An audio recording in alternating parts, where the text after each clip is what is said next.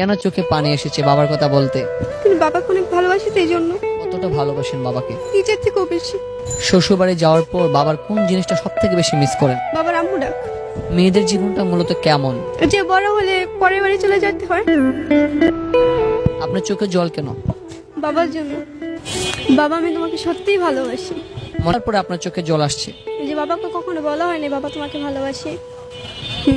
বাবার চোখে মেয়েরা কেমন হয়? রাজকন্যার মতো। আসলে বাবার মতো কেউ আপনাকে ভালোবাসে? না না, বাবার মতো কেউ ভালোবাসতে পারে না।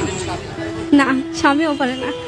মা এবং বাবা আপনার এই জীবনে কোন মানুষটা সব থেকে বেশি অবদান রেখেছে মা এবং বাবার মধ্যে? বাবা। আসলে বাবা কেন বেশি ভালোবাসে? বাবা বলছে আম্মু কিছু করলেই বকা দেয়, আর বাবা কিছু করলে একটু সান্ত্বনা দেয়, বুঝায় যে আম্মু এটা করবা না, এটা করবা না। এই যে বাবা মা ডাকলে এটা অনেক ভালো লাগে, পছন্দ হয়। জি।